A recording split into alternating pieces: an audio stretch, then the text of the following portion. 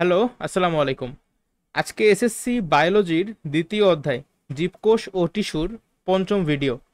আজকে আমরা মানবদেহের টিস্যুর প্রকারভেদের যোজক টিস্যু, পেশি টিস্যু এবং স্নায়ু টিস্যু এই পার্টটা পড়ব এবং আমাদের দেহে যে সকল তন্ত্র আছে সেগুলো সম্পর্কে সংক্ষিপ্তভাবে জানার চেষ্টা করব।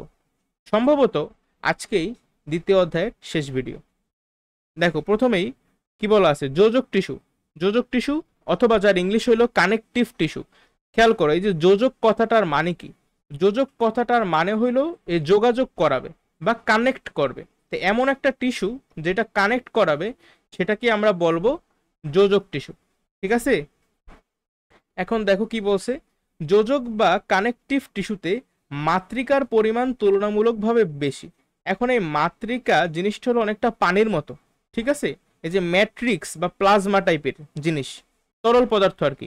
এই মাতৃকা বেশি থাকবে যোজক টিস্যুতে, আর কোষ থাকবে কম। কোষের সংখ্যা কম থাকবে, বাট মাতৃকা বেশি থাকবে।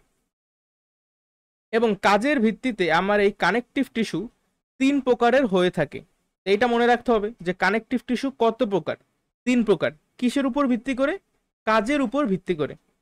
প্রথম প্রকারভেদ হলো ফাইব্রাস কানেকটিভ টিস্যু, দ্বিতীয়ত স্কেলিটাল কানেকটিভ টিস্যু, আর থার্ডলি তরল কানেকটিভ টিস্যু মানে লিকুইড কানেকটিভ টিস্যু, বাংলায় তরল যোজক কলা।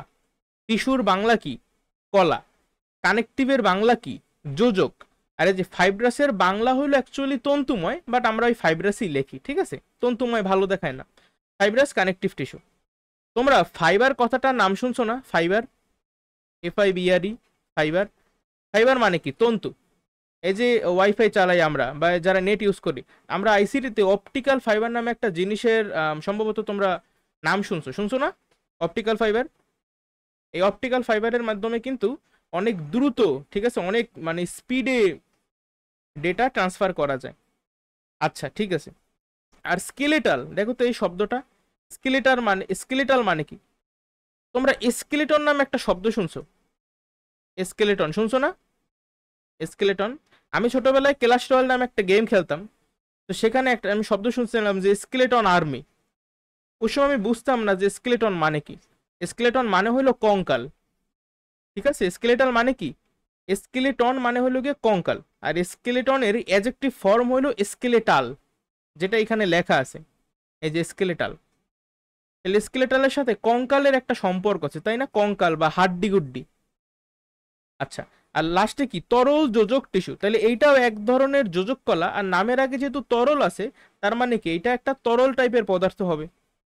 আমাদের সব থেকে পরিচিত তরল যোজক কলার উদাহরণ কি জানো? আমাদের রক্ত। আমাদের যে রক্ত আছে দেহে, এটা কিন্তু তরল যোজক কলা। এখন সময় এসে সেগুলোকে একটু বিস্তারিতভাবে জানার। দেখি, ফাইব্রাস কানেকটিভ টিস্যু। এই ধরনের যোজক টিস্যু দেহ ত্বকের নিচে পেশির মধ্যে থাকে। তাহলে যদি অবস্থান জিজ্ঞাসা করি ফাইব্রাস কানেকটিভ টিস্যুর, তাহলে অ্যান্সার হবে পেশি। পেশি মানে কি? আমাদের যে মাংস আছে, মাসেল আছে, সে মাংসকে আমরা পেশি বলি। ঠিক আছে? মাংস পেশি। এই পেশির মধ্যে কি থাকবে?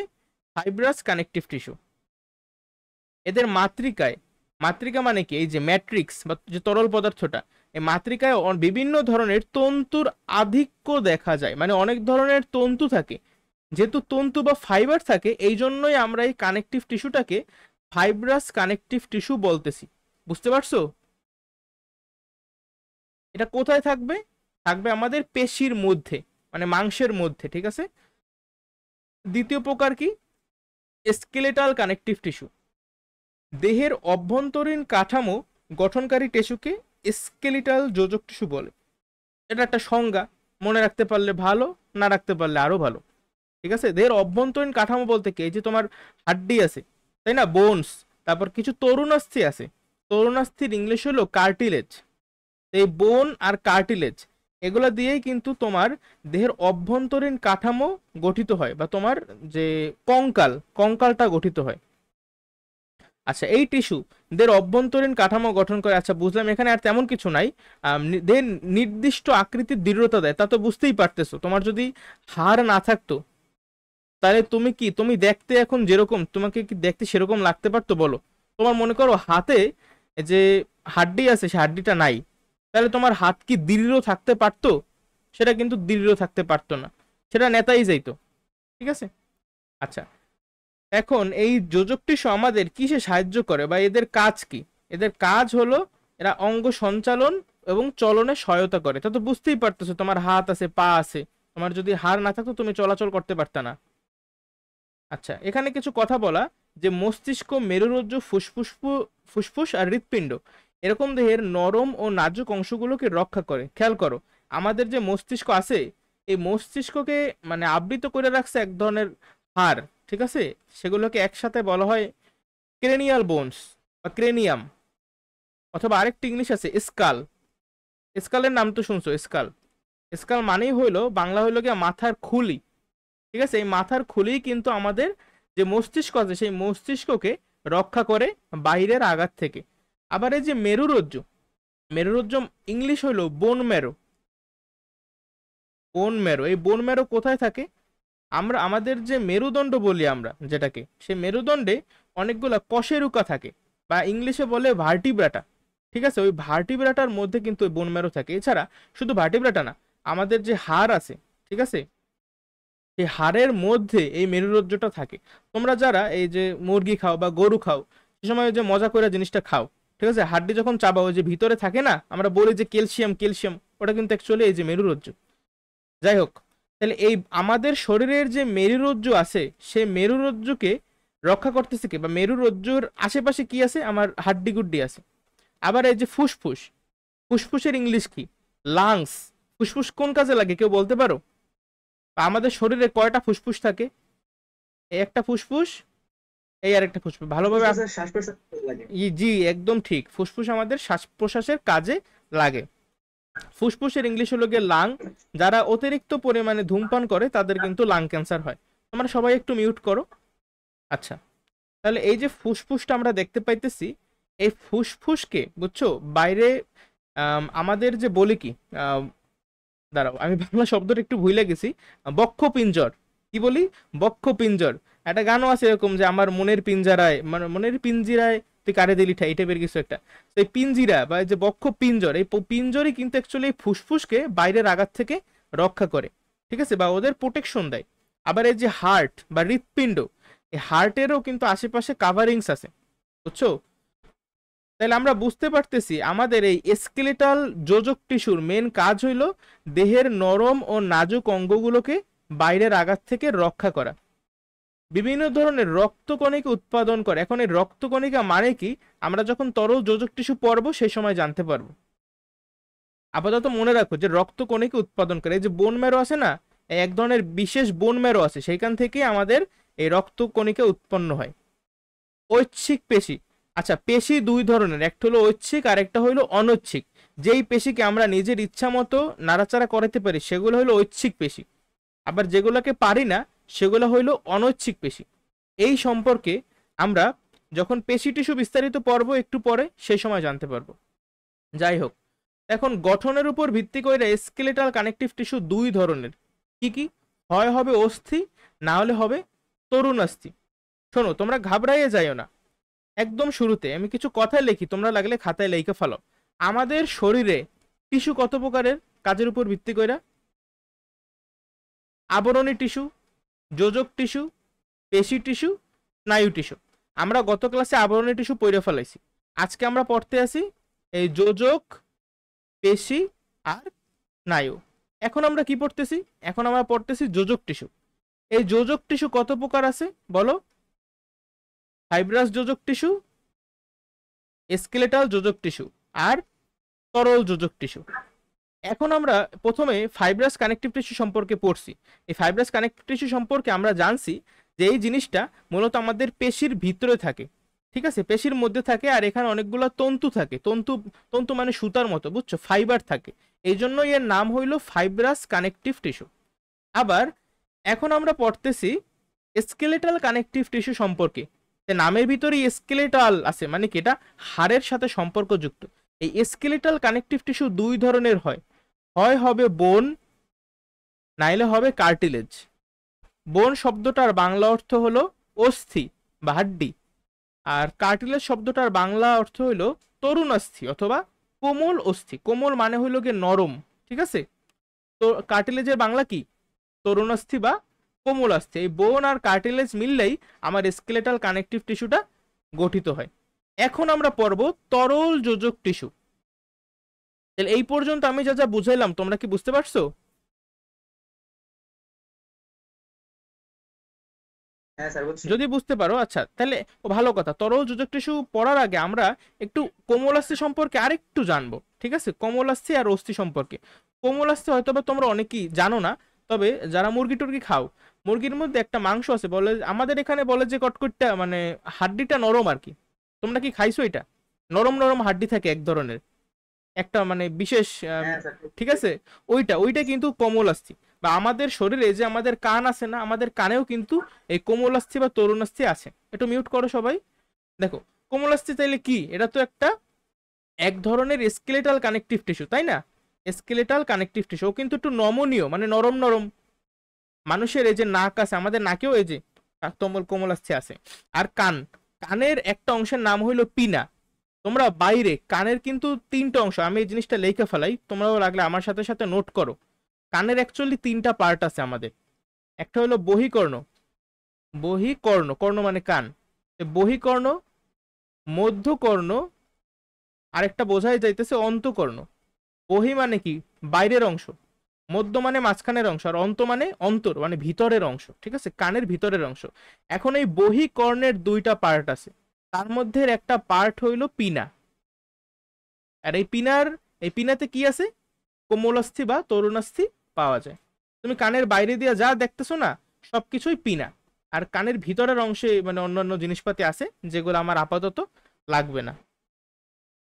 তাহলে আশা করি এটা তোমার মনে থাকবে ভালোভাবে, যে আমার কোমলাস্থি কোথায় কোথায় আছে। নাক আর কান। আর অস্থি সম্পর্কে তো তোমরা বিস্তারিত আগে থেকেই শিক্ষা আসছো, যে অস্থি কি? অস্থিও একটা স্কেলেটাল কানেকটিভ টিস্যু, বাট ও কেমন হবে? ও হবে অনমনীয়। অনমনীয় মানে কেউ নরম না, ওরে নোয়ান যায় না, ও শক্ত, ঠিক আছে। অস্থি তো শক্তই। ও ভঙ্গুর, হাড্ডি কিন্তু ভাঙা যায়। দেখছো না, অনেক অ্যাক্সিডেন্টে কিন্তু একদম হাড্ডি ভেঙে যায়। ওই লোকে ভঙ্গুর, অনমনীয়, ভঙ্গুর। আর দৃঢ় তো এগুলো মানে আসলে কিছু বাংলা কথাবার্তা, এগুলো তোমরা বুঝবা। মেইন যে জিনিসটা লাগবে সেটা হইলো স্যার এই ওষুধ কি দিয়ে করি তো? অস্থি স্যার কি দিয়ে তৈরি হয়। দেখো এইটা একটু বড় লেভেলের জিনিস, এটা আপাতত তোমার দরকার নাই। তোমার যতটুকু দরকার মানে দেওয়া আছে অতটুকু শেখো, ঠিক আছে। এগুলা মানে অস্থি কি দিয়ে তৈরি, এগুলা এমবিবিএস এর পড়াশোনার জিনিস। দেখো এদের মাতৃকা, মাতৃকা মানে ওই যে ম্যাট্রিক্স, অস্থির যে মাতৃকা আছে, সেখানে ক্যালসিয়াম জাতীয় পদার্থ জমা হয়ে অস্থির দৃঢ়তা প্রদান করে। এই যে আমাদের অস্থির কাজই হইল দৃঢ়তা প্রদান করা, মানে শক্ত করে ধরে রাখা সবকিছুরে। এই কাজটা কিভাবে করে? যেহেতু এদের মাতৃকা বা ম্যাট্রিক্সে ক্যালসিয়াম জমা হয়, এই জন্য সেই কাজটা করতে পারে। এটাও আসলে তোমাদের মনে থাকবে, কারণ হাড্ডি শুনলেই কিন্তু আমাদের মাথায় আসে ক্যালসিয়াম ক্যালসিয়াম, ঠিক আছে। আচ্ছা, তাহলে এই যে অস্থি সম্পর্কে আমরা জানলাম, অস্থি, তরুণাস্থি, এগুলো কি এক ধরনের, এগুলো কি টিস্যু, তাই না? কেমন টিস্যু? যোজক টিস্যু। কোন যোজক টিস্যু? ফাইব্রাস যোজক টিস্যু নাকি স্কেলেটাল যোজক টিস্যু? এটা হলো স্কেলেটাল যোজক টিস্যু। তাহলে তোমরা কি ভুলবা এটা, না মনে থাকবে? এরপরে আমাদের ইম্পর্টেন্ট বলতে পারো এই যে তরল যোজক কলা, ঠিক আছে। তরল এই যে তরল টিস্যুর মাতৃকা হলো তরল, বোঝাই যায় নামের ভিতর তরল আছে। এগুলো একটু রিডিং দিয়ে তো কষ্ট করে নিজেরা, তেমন কিছু নাই এখানে। তরল মাতৃকায় কি থাকবে? বিভিন্ন জৈব পদার্থ দ্রবীভূত অবস্থায় থাকবে। পদার্থ দুই ধরনের হইতে পারে, জৈব পদার্থ, নাইলে হইতে পারে অজৈব পদার্থ। বাট তোমার এত কিছু লাগবে না।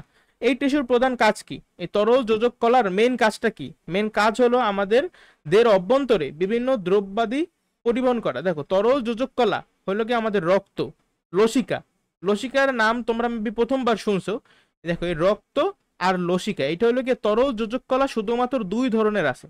তরল যোজক কলা শুধুমাত্র দুই ধরনের। এইটা হলো আমাদের শরীরে, দেখো আমাদের দেশে যেরকম নদী থাকে না, এই নদী নালা, সেভাবেই আমাদের শরীরের মধ্যেও এই নদী নালার মতো কাজ করে এই তরল যোজক টিস্যু। বুঝতে পারছো? তাই নদী নালার কাজ কি? বিভিন্ন মানে জিনিসপাতি কি পরিবহন করতে পারি না আমরা, নদীর এক প্রান্ত থেকে অন্য প্রান্তে নিয়ে যাই, দেশের এক প্রান্ত থেকে অন্য প্রান্তে চলে যাই, মনে করো নদী মাধ্যমে, ঠিক আছে। রোগ প্রতিরোধ করা, এগুলো সব তোমার মনে থাকবে একটু পরে। রক্ত জমাট বাঁধা, এই যে তিনটা কাজ লাগছে না, বিভিন্ন দ্রব্যাদি পরিবহন করা, রোগ প্রতিরোধ করা, রক্ত জমাট বাঁধা, এগুলো সব তোমার মনে থাকবে। আমার একটু সময় দাও জাস্ট। আপাতত তুমি জাস্ট মনে রাখবা যে তরল যোজক কলা দুই ধরনের, রক্ত আর লসিকা। এখন যেটা ইম্পর্টেন্ট সেটা হলো এই বইয়ের এই ছবিটা, কানেকটিভ টিস্যু। একটু জুম কইরা দেখো কি কি আছে। এই যে গোল্লা, এটা লাল রঙের গোল টাইপের দেখতো, সেটা জিনিস, এটার নাম হইলো ফাইব্রোব্লাস্ট। ব্লাস্ট কথাটার মানে হইলো অপরিণত। এই ব্লাস্ট যখন বড় হয়, মেচিউর হয়, তখন সেটা কোষে পরিণত হয় বা সাইটে পরিণত হবে। বুঝতে পারছো? এই ফাইব্রোব্লাস্ট থেকে ফাইব্রোসাইট হবে পরবর্তীতে। আবার এখানে এই যে রশির মতো দেখতেছো বা তন্তু দেখতেছো, এগুলোর নাম হইলো ইলাস্টিক তন্তু, ইলাস্টিক ফাইবার। বুঝাই তো যাইতেছে এগুলো ইলাস্টিক, তাই না, স্থিতিস্থাপক। কোলাজেন তন্তু। আচ্ছা, এই যে একটু মোটা মোটা যেগুলোকে দেখাইতেছে এগুলোর নাম কি? একটু কোলাজেন তন্তু। আরেকটা আছে মাস্ট কোষ। এই মাস্ট কোষটা দেখেই বোঝা যাইতেছে ভিতরে একটা ফাঁকার মতো আছে, আর এই যে একটা কোষ, এটার নাম কি? মাস্ট কোষ। তোমরা জাস্ট এই চিত্রটা একটু মনে রাখার চেষ্টা করবা, তবে আমাদের পরীক্ষায় এই ছবিটা আঁকা লাগবে না, ঠিক আছে? তোমার শুধুমাত্র আমি দেখাইলাম যে আইডেন্টিফিকেশন যেন করতে পারো পরীক্ষার হলে কোন জিনিসটার নাম কি। এর পরবর্তীতে আছে আমরা এই যে তরল যোজক কলার দুইটা আছে, কি কি? রক্ত আছে আর লসিকা আছে। তা আমরা প্রথমে রক্ত সম্পর্কে বিস্তারিত জানবো। রক্ত কি? রক্ত হইলো তরল যোজক কলা। আরো কিছু জিনিসপাতি তো আমার জানা লাগবে, তাই না? এই রক্তের প্রকৃতি কেমন? রক্ত কি অ্যাসিডিক নাকি বেসিক? রক্ত হইলো ক্ষারীয়। এখন তোমরা যারা কেমিস্ট্রির অম্ল ক্ষার এগুলা ঠিকভাবে মানে এখনো হয়তো বা পারো না, ঠিক আছে? অম্ল ক্ষারের যে চ্যাপ্টারটা সেটা হলো চ্যাপ্টার 9। আর চ্যাপ্টার 9 সম্ভবত তোমাদের যারা এসএসসি 26 তাদের শর্ট সিলেবাসে নাই, আর যারা এসএসসি 27 তাদের সিলেবাসে আছে কিন্তু এখনো তারা পড়ে নাই। আপাতত জাস্ট মনে রাখো আমাদের দ্রবণ দুই রকমের হইতে পারে, হয় হবে অম্লীয়, না হলে হবে ক্ষারীয়। এই রক্ত কেমন? রক্ত হবে ক্ষারীয়। আরেকটা জিনিস মনে রাখতে পারো, যদি আমার প্রকৃতি ক্ষারীয় হয় তার মানে এইখানের পিএইচ এর ভ্যালু অবশ্যই 7-এর থেকে বেশি হবে। আর রক্তের পিএইচ হইল 7.35, 7.35 থেকে 7.45। স্যার হ্যাঁ বলো। স্যার পিএইচ এর ফুল মিনিং কি? পিএইচ এর ফুল মিনিং হলো পুইসেন্স অফ হাইড্রোজেন অথবা পাওয়ার অফ হাইড্রোজেন। এই জিনিসটা বাংলা পাওয়ার অফ হাইড্রোজেন, এই যে দেখো মানে হাইড্রোজেনের পাওয়ার আর কি, এই টাইপের একটা পাওয়ার জিনিস মিন করে। Power of hydrogen. জি, বা এটাকে একটা শব্দ হচ্ছে যে পুইসেন্স, বাট এইটা তোমার লাগবে না, এটা 11-12 এর জিনিস এই ফুল ফর্মটা, ঠিক আছে? আর পিএইচ কিভাবে নির্ণয় করে এই সব কিছু আমরা কেমিস্ট্রিতে শিখবো। আপাতত জাস্ট এইটা মনে রাখবা যে রক্তের পিএইচ এর ভ্যালু হইলো 7.35 থেকে 7.45 পর্যন্ত, এটা হলো স্বাভাবিক ভ্যালু। আর গড়ে আমরা বলতে পারি তাহলে রক্ত হইলো ঈষৎ ক্ষারীয় একটা পদার্থ, অর্থাৎ ওর পিএইচ এর ভ্যালু 7-এর থেকে বেশি, 7.35 থেকে 7.45, তা আমরা গড় বলতে পারি যে 7.4। ঠিক আছে? রক্তের পিএইচ কত যদি পরীক্ষার প্রশ্নে এমসিকিউতে অথবা শর্ট কোশ্চেনে আসে তাহলে কত হবে? 7.4।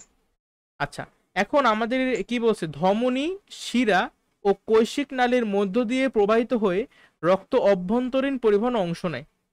আমরা যারা একটু হলেও জানি এই বিষয়টায়, আমাদের শরীরের পাম্পিং অর্গান বলা হয় কোন অঙ্গকে? তোমরা কি কেউ জানো কোন অঙ্গটা পাম্প করে?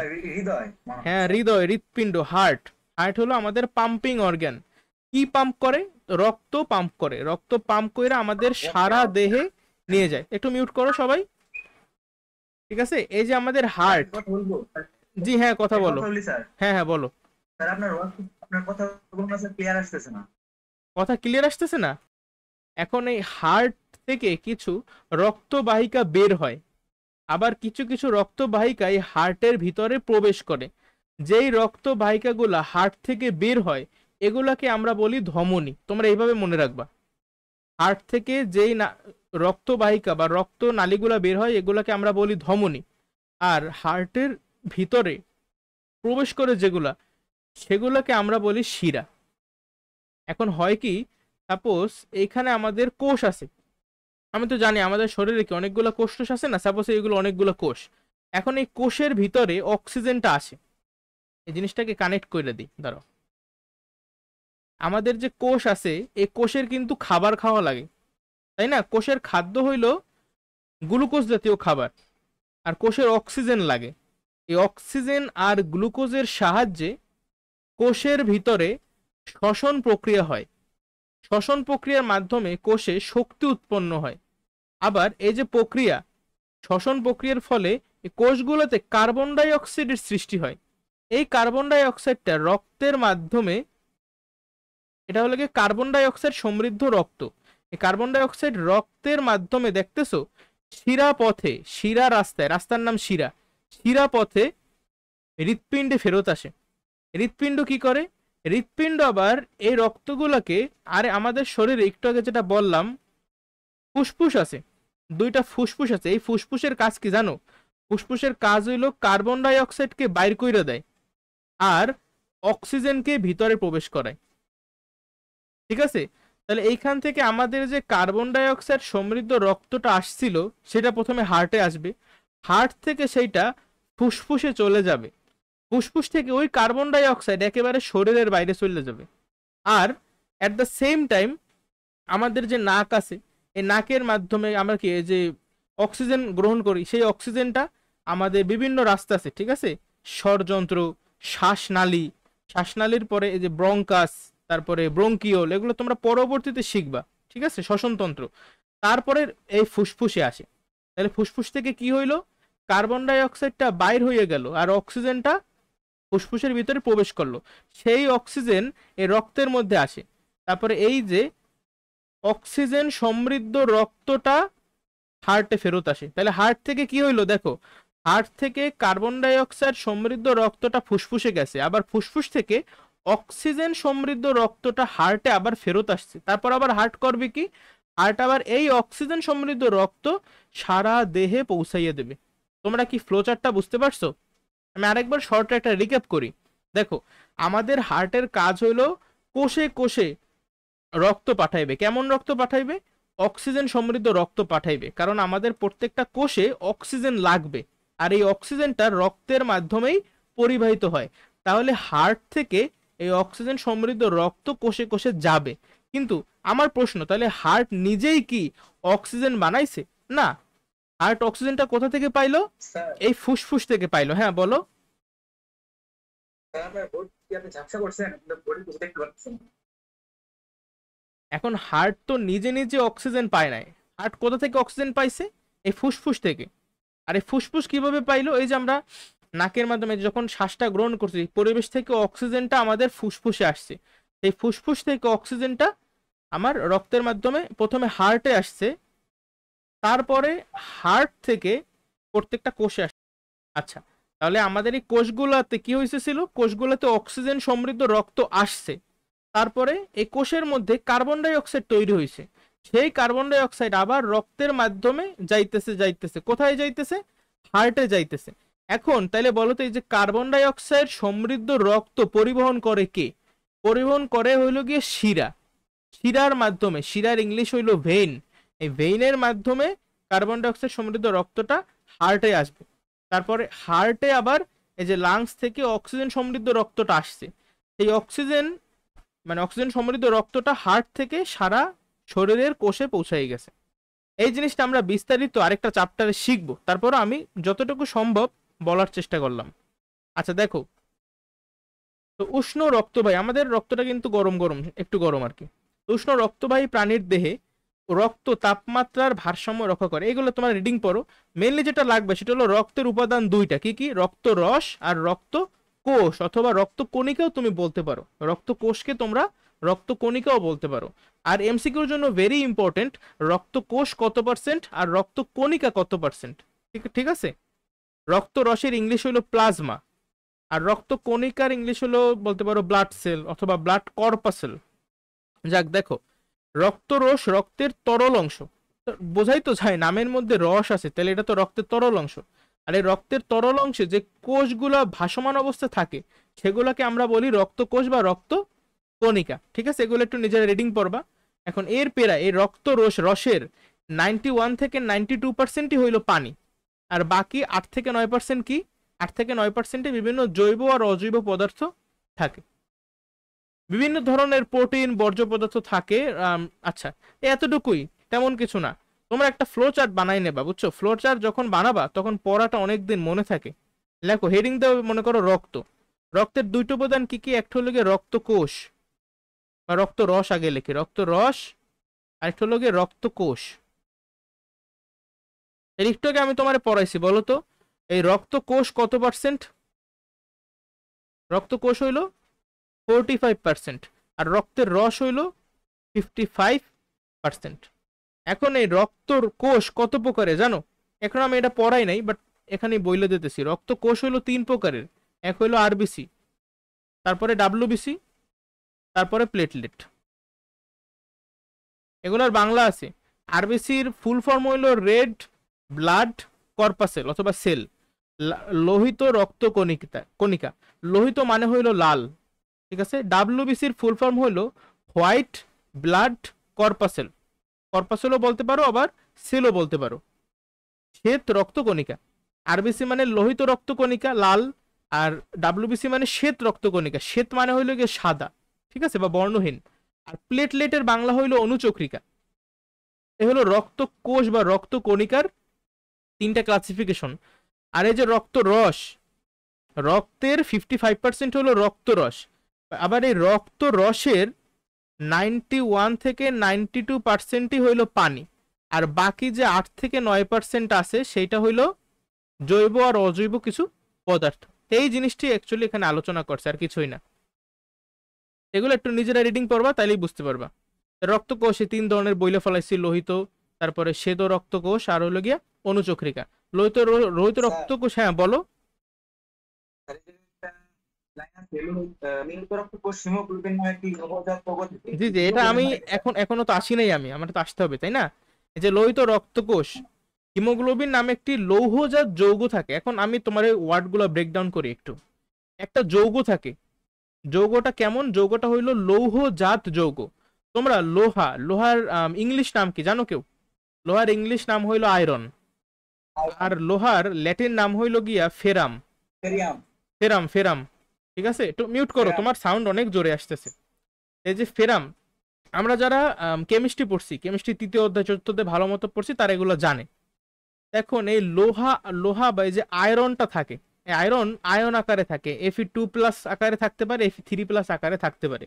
এখন এই যৌগটার নাম হইলো হিমোগ্লোবিন, যৌগটার নাম হইলো হিমোগ্লোবিন। এখন এই হিমোগ্লোবিনের স্ট্রাকচার বা গঠন তোমাদের এখন পড়ার দরকার নাই, এগুলো যখন বড় হবা ওই সময় শিখবে, এখন না। বাট এটা মনে রাখো যে এই যে হিমোগ্লোবিনের ভিতরে আয়রন থাকে, ঠিক আছে, মানে আয়রন দিয়ে তৈরি হইলো কি হিমোগ্লোবিন, এভাবে মনে রাখবা। এই জন্য এখানে বলছে যে একটি লৌহজাত যৌগ থাকে যার নাম হিমোগ্লোবিন। এটা কোথায় থাকে? এই যে আরবিসি বললাম না, এই আরবিসির ভিতরে থাকে। সাপোজ এইটা একটা আরবিসি, ঠিক আছে, এই আরবিসির মধ্যে হিমোগ্লোবিন থাকে। আর হিমোগ্লোবিন কি দিয়ে তৈরি? লৌহজাত, তার মানে লোহা দিয়ে তৈরি বা আয়রন দিয়ে তৈরি, বুঝতে পারছো? এই লোহিত রক্তকণিকা বা আরবিসিতে হিমোগ্লোবিন থাকে, এর জন্যই আসলে আমার আরবিসিটা দেখতে লাল হয়। এটা হলো গিয়ে অরিজিনাল ব্যাখ্যা যে আরবিসি কেন লাল। প্রশ্ন আসতে পারে, উত্তর কি? যেহেতু লোহিত রক্তকণিকায় হিমোগ্লোবিন থাকে, এই জন্যই লোহিত রক্তকণিকাটা লাল হয়। তাহলে তুমি আমারে বলো, এটা মনে করো একটা ডাব্লিউবিসি, এই ডাব্লিউবিসির যে সেল, এখানে কি হিমোগ্লোবিন থাকবে? অবশ্যই থাকবে না। যদি হিমোগ্লোবিন থাকতো তাহলে তো ও দেখতে লাল হইতো। হিমোগ্লোবিন নাই, এই জন্যই তো দেখতে সাদা, তাই না? দেখো আর কি আছে এখানে। হিমোগ্লোবিন অক্সিজেনের সাথে যুক্ত হয়। হিমোগ্লোবিন এমন একটা মানে যৌগ, এটা কি করে? ও অক্সিজেনের সাথে যুক্ত হইয়া অক্সি হিমোগ্লোবিন নামে একটা যৌগ গঠন করে। আমি তোমার একটু আগে বলছিলাম যে এই যে রক্ত আছে না, রক্তের মাধ্যমে অক্সিজেন পরিবাহিত হয়। অক্সিজেন এক জায়গা থেকে আরেক জায়গায় যায় রক্তের মাধ্যমে। তাহলে রক্তের কিসের মাধ্যমে যায়? অনেকগুলোই মাধ্যম আছে, বাট তোমাদের বইতে শুধুমাত্র এই জিনিসটাই বলা যে আমাদের যে রক্তকণিকা, লোহিত রক্তকণিকা আরবিসি, আরবিসির মধ্যে কি ছিল? আরবিসির মধ্যে ছিল হিমোগ্লোবিন। আর এই এক একটা হিমোগ্লোবিন 4টা অক্সিজেনের সাথে যুক্ত হইতে পারে, বুঝছো? এদের ক্ষমতা আছে অক্সিজেনের সাথে যুক্ত হওয়ার। এই অ্যাকচুয়ালি এই অক্সিজেনগুলা হিমোগ্লোবিনের সাথে যুক্ত হয়, যুক্ত হওয়ার মাধ্যমে এরা এক জায়গা থেকে আরেক জায়গায় পরিবাহিত হয়। এই কথাটা কি বুঝতে পারছো? এই মনে করো একটা হিমোগ্লোবিন, এই হিমোগ্লোবিনের 4 মাথায় 4টা অক্সিজেন অণু যুক্ত হয়েছে, আমি তোমাদের বোঝার সুবিধার্থে এইভাবে দেখাইতেছি। আর তাহলে একসাথে এই জিনিসটাকে আমরা কি বলবো জানো? এটাকে আমরা বলবো অক্সি হিমোগ্লোবিন যৌগ। শুধু এটাকে বলতাম হিমোগ্লোবিন যৌগ। যখন অক্সিজেনের সাথে যুক্ত হইতেছে এই পুরো স্ট্রাকচারটাকে আমরা কি বলবো? Oxy haemoglobin. তাহলে এখানে এই কথাটাই জাস্ট লেখছে যে অক্সিজেন হিমোগ্লোবিনের সাথে যুক্ত হয়ে অক্সি হিমোগ্লোবিন যৌগ গঠন করে আর শরীরের বিভিন্ন স্থানে কি করে? অক্সিজেন পরিবহন করে। এই পর্যন্ত কি তোমাদের কারো সমস্যা আছে? হ্যাঁ, আচ্ছা, এই মনে করো একটা ডাব্লিউবিসি, হোয়াইট ব্লাড কর্পাসেল বা শ্বেত রক্তকণিকা, ওর কাজ কি? ও হইল গিয়া ব্যাকটেরিয়া ট্যাকটেরিয়া খাইয়ে ফেলায়, মাইরে ফেলায়, সোজা কথা। এজন্য ওরে প্রহরী বলে, দেহের প্রহরী। প্রহরী মানে কি? ওয়াচম্যান, ওয়াচম্যান, বুঝছো? যারা পাহারা দেয়। তো এই কথাটা এখানে সুন্দরভাবে বলা আছে যে এরা জীবাণুকে ধ্বংস করে, আত্মরক্ষায় অংশ নেয়। তা দেহ আমাদের বেশ কয়েক ধরনের শ্বেত রক্ত কোষ থাকে, বাট ওই সম্পর্কে আমরা এই যে দেখছো বলছে ষষ্ঠ অধ্যায়ে জানতে পারবো। আর অনুচক্রিকা বা প্লেটলেট, বললাম না প্লেটলেট, এই প্লেটলেটের কাজ হইলো সাপোজ আমরা মারামারি করলাম, মারামারি করলে কি হয়? আমাদের দেহ থেকে রক্ত বের হইতে থাকে। এখন তোমার দেহ থেকে যদি কন্টিনিউয়াসলি রক্ত বের হইতে থাকে তাহলে কিন্তু একসময় তুমি মারা যাবা, বুঝছো? এই যে যখন তোমার একটা মেজর অ্যাক্সিডেন্ট হবে, সাপোজ তোমরা অনেকে আছো যারা বাইক চালাও, বাইক চালাইতে গিয়ে একটা মেজর অ্যাক্সিডেন্ট হইলো, ওই সময় কি হবে? তোমার কিন্তু অনেক ব্লিডিং হবে, তোমার এতই মানে রক্ত বের হবে শরীর থেকে, তোমার মনে করো ব্লাড প্রেশার এগুলো সবকিছু একেবারে কমে যাবে। তো এই সময় আসলে তুমি আস্তে আস্তে মারা যাবা। এর জন্য আমাদের কি দরকার? আমাদের এমন একটা মেকানিজমের দরকার আছে শরীরে যে রক্ত যেন বেশি না পড়ে। ঠিক আছে, সাপোজ তোমার একটু কাটতে গেল, তোমার কি ওদিক দিয়ে সারাদিনই রক্ত পড়ে নাকি কিছুক্ষণ পরে রক্ত পড়াটা থাইমে যায় বলো তো? তোমার থেমে কিন্তু যায় তখন। কিছুক্ষণ পরে থেমে যায়। এখন এই যে থেমে যাওয়ার যে মেকানিজমটা, এটা নিয়ন্ত্রণ করে এই প্লেটলেট, যার বাংলা অনুচক্রিকা। তার মানে অনুচক্রিকার মেইন কাজ কি? এর রক্ত পড়া বন্ধ করে। রক্ত পড়া বন্ধ করে কিভাবে? রক্তরে জমাট বাঁধায়। রক্তকে কি করে? রক্তকে জমাট বাঁধাতে সাহায্য করে। এই যে রক্তকে জমাট বাঁধানো, এই প্রসেসে শুধুমাত্র প্লেটলেট বা অনুচক্রিকা না, আরো অনেকেই কাজ করে, বুঝছো? এই প্রসেসটাকে বলা হয় ব্লাড কোয়াগুলেশন। ওটা আপাতত তোমার লাগবে না। আমাদের এই চ্যাপ্টারে খুবই সংক্ষিপ্তভাবে আলোচনা করছে, আমরা ষষ্ঠ অধ্যায় ভালোভাবে জানতে পারবো। তাহলে আমি কোন পর্যন্ত গেছি বলতো? আজকে আমরা শুরু করছিলাম যোজক কলা। যোজক কলার ভিতরে ফাইব্রাস কানেকটিভ টিস্যু আমরা পড়ে ফেলাইছি, তারপরে স্কেলেটাল কানেকটিভ টিস্যু পড়ছি, তারপরে লিকুইড কানেকটিভ টিস্যু পড়তেছি। লিকুইড কানেকটিভ টিস্যুর ভিতরে ছিল কি কি? রক্ত ছিল আর ছিল লসিকা। আমাদের রক্ত পড়াও শেষ, এখন আমরা পড়বো লসিকা। দেখো লসিকা, লসিকা যার ইংলিশ হইলো লিম্ফ, তোমরা এটা লিখে ফেলাও। লসিকার ইংলিশ কি? লিম্ফ। এই লসিকা আমি ভালোভাবে বুঝতাম না তোমাদের মতো অবস্থায়, মানে বুঝাইতে পারতো না, স্যাররা এগুলো স্কিপ করে যেত। আমাদের শরীরে যে বিভিন্ন টিস্যু আছে সেই বিভিন্ন টিস্যুর মধ্যে কিছু ফাঁকা স্থান থাকে। দেখো টিস্যুর মধ্যবর্তী ফাঁকা স্থানের ইংলিশ কি হবে? মনে করো এই একটা টিস্যু, এই আরেকটা টিস্যু, তাই দুইটা টিস্যুর মধ্যবর্তী যে ফাঁকা স্থান এটাকে আমরা বলি ইন্টারসেলুলার স্পেস, তাই না? ইন্টারসেলুলার কেন বলছি? কারণ এটা দুইটা কোষের মধ্যবর্তী জায়গা, ইন্টারসেলুলার স্পেস। এই ইন্টারসেলুলার স্পেসে কি হয়? বিভিন্ন জলীয় পদার্থ জমা হয়। তা তো বোঝাই যায়, একটা জায়গা ফাঁকা আছে সেখানে তো কিছু জলীয় পদার্থ অবশ্যই জমা হবে, আর সেগুলো কি আমরা বলি লসিকা। এখন এই লসিকার গুরুত্ব আছে অনেক বেশি, যেগুলো তোমরা ষষ্ঠ অধ্যায়ে গিয়ে জানতে পারবে, এখন দরকার নেই।